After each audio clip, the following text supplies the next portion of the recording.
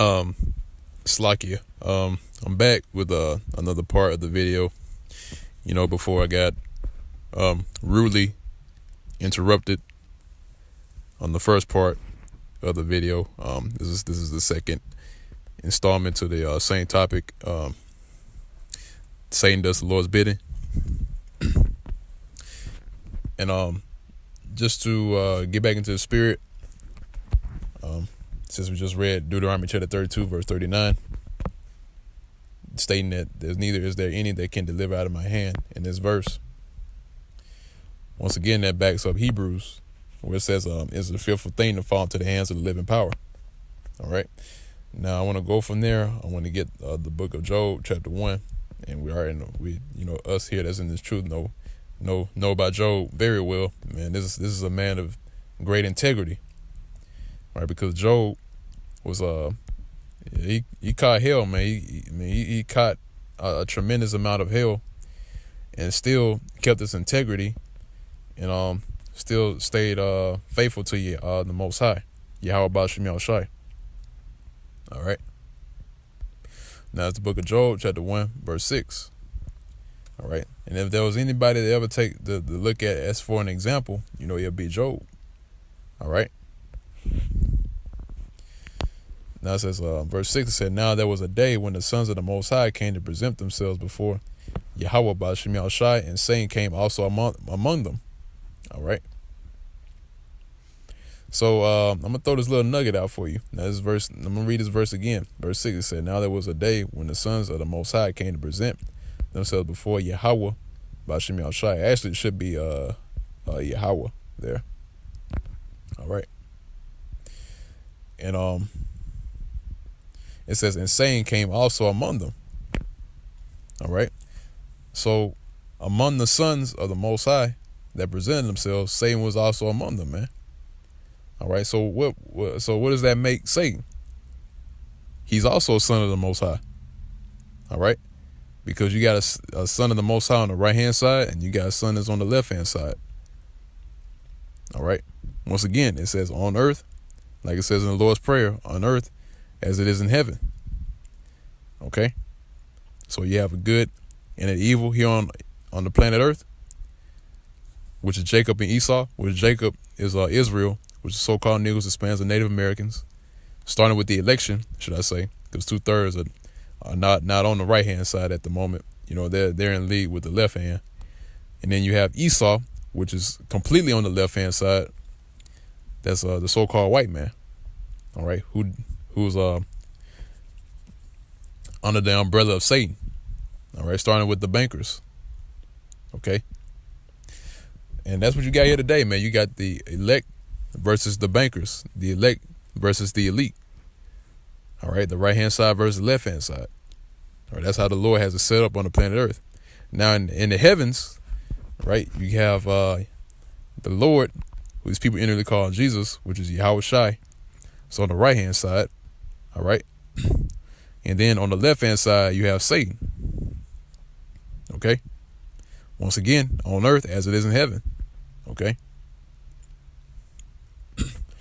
Now there was a day, once again, reading it again, said, now there was a day when the sons of the Most High came to present themselves before Yahweh, and Satan came also among them. All right. And the Lord, Yahweh Ba'Shem Yahushai, said unto Satan, whence comest thou? Then Satan answered the Lord and said, from going to and fro in the earth, and from walking up and down in it. All right. And the Lord said unto Satan, hast thou considered my servant Job, that there is none like him in the earth, a perfect and upright man, one that feareth the Most High and escheweth evil? Then Satan answered the Lord and said, does Job fear the Most High for naught? Hast not thou made a hedge about him, and about his house, and about all that he hath on every side? Thou hast blessed the work of his hands, and his substance is increased in the land. But put forth thine hand now, and touch all that he hath, and he will curse thee to thy face. So that pretty much there was a bidding going on, man. All right. Or a bet that was going on. It said, look, you got a hedge above this man Job. All right. He's praising you now. He's showing his his integrity towards you because you got a hedge over him. All right, and you blessed him. All right, but take away your hand from him, take that hedge off of him, and let's see if he still, keeps his integrity, and let's see if he curses you or not. All right, and verse 12, it says, "And the Lord said unto Satan, Behold." Oh, wait a second. Read it again. It said, "And the Lord said unto Satan, Behold, all that he hath is in thy power." So the Lord gave Satan full control over what Job had. All right. Now read on, it says, "Only upon himself put not forth thine hand." So Satan went forth from the presence of the Lord, Yahweh Ba'Shem Yahushai. All right. So there it is, man. So the Most High gave him what's what I'm looking for? Gave him approval. All right. And he told him, look, everything that he's got that Job has is in your hand. All right, just as long as you don't touch him. Okay. Now that's another precept I want to grab. Let's see.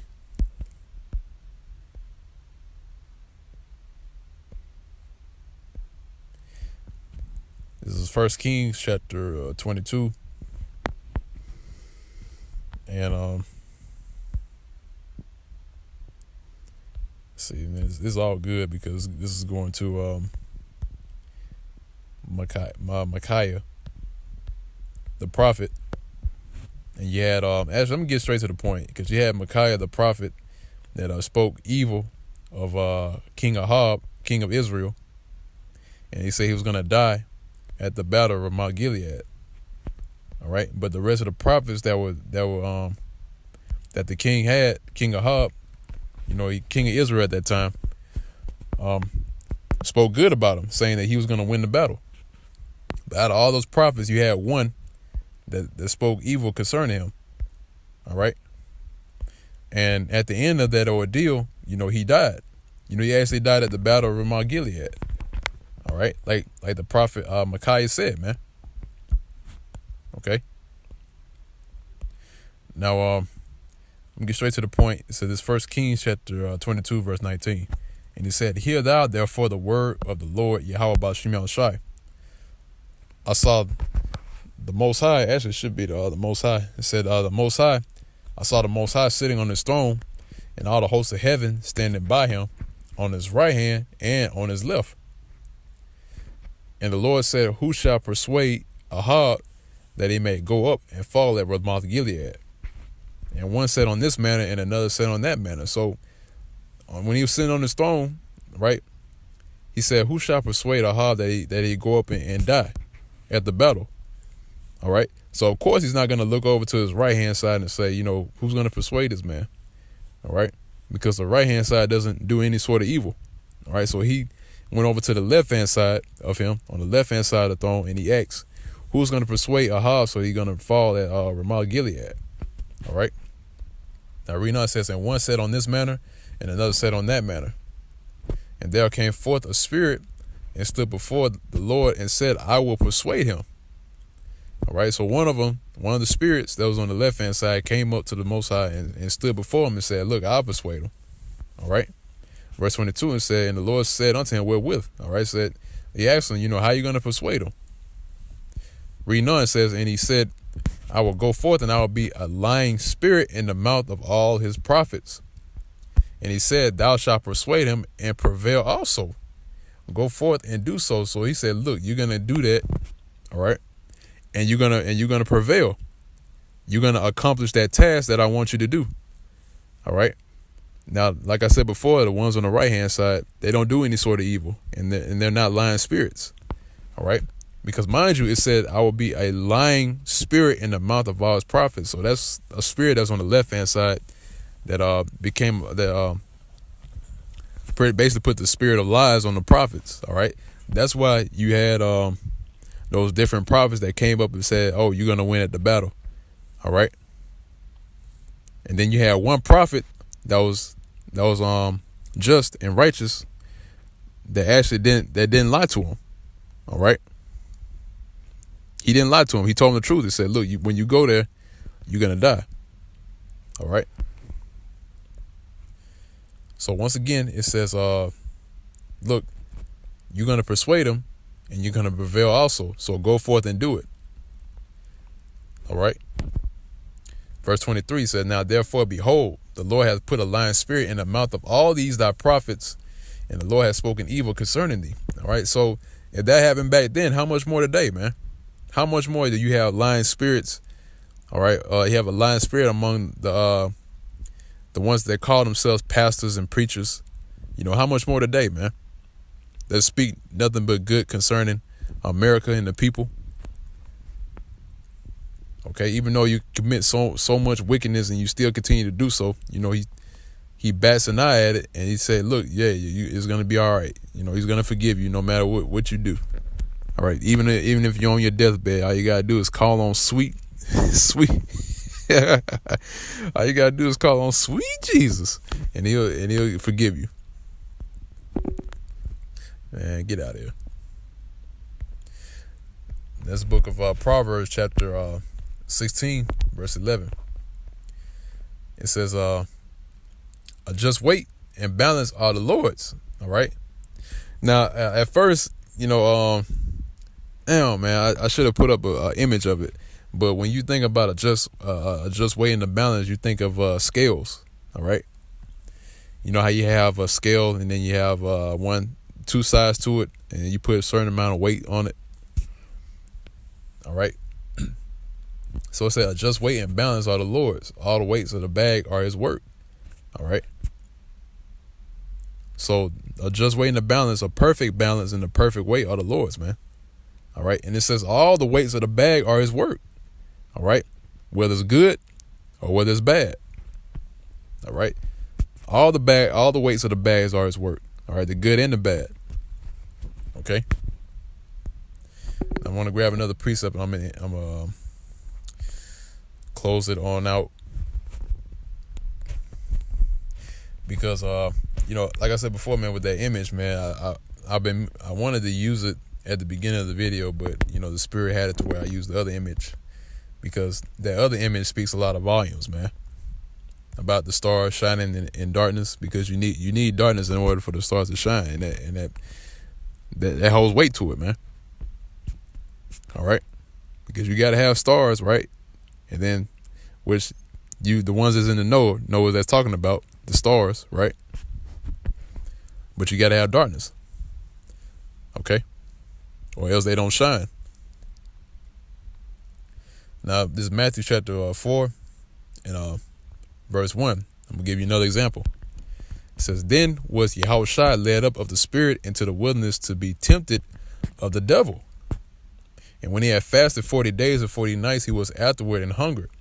And when the tempter came to him, he said, if thou be the Son of the Most High, command that these stones be made bread. All right. Now, Yahushua, who these people really call Jesus, right? He was led up of the spirit into the wilderness to be tempted of the devil. All right. Now, it wasn't of his own will to do that, because it says he was led up of the spirit. Okay. It was his Father's will to do that, because whenever he prayed to the Heavenly Father, all right. And actually, if I can grab the precept real quick,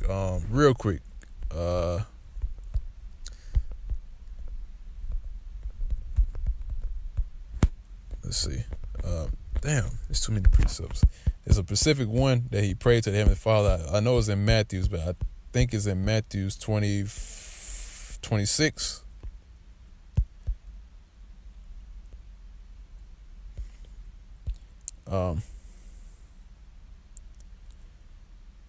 Yeah, I believe this is it. Matthew's 26 and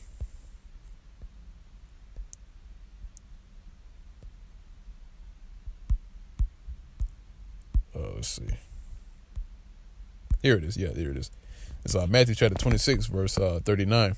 And he went a little further and fell on his face and prayed, saying, "O my Father, if it be possible, let this cup pass from me." And because Yahushua knew that he was going to be crucified, all right, that he was going to die. So he said, if it be possible, let this cup pass from me. All right. Nevertheless, not as I will, but as thou wilt. So that's the point, man. He said, nevertheless, not as I will. All right, so he's saying that don't let this be of my will. All right. All right. In other words, he's saying that this is not of my will, but it is your will. Talking about the Heavenly Father. Okay. Now let's go back to Matthew chapter 4, verse 1. It said, then was Yahushua led up of the Spirit into the wilderness to be tempted of the devil. So it was the Most High's will for him to be tempted, man. All right. Because the Most High was testing him. All right. He was testing the Lord. He was testing Yahushua, his son, and he was proving him. Okay. That's why I said he fasted 40 days and 40 nights. Okay. Because when you fast, you afflict your soul. All right. You don't eat. You don't drink anything. All right. That's why we have a day called a Day of Atonement. Right. So for that whole day, which is a high holy day, that whole day, that Day of Atonement, we fast for 24 hours. Okay. That's how you afflict yourself. Okay. But it's more info concerning like fasting and things of that nature, but that's another topic for another video. But the point in this precept is that he was led into the Spirit. He was led by the Most High, all right, through the Spirit, because it was not of his will, but it was of the will of the Heavenly Father that he be tempted, okay, to be tested and to be proved, okay. And guess what? He actually he passed it, all right, because as scriptures going back and forth, all right. So with that pretty much wraps it up. And I'm ended it at 11:44 a.m. 1:44. That's the Spirit. I'm ended it at 11:44 a.m.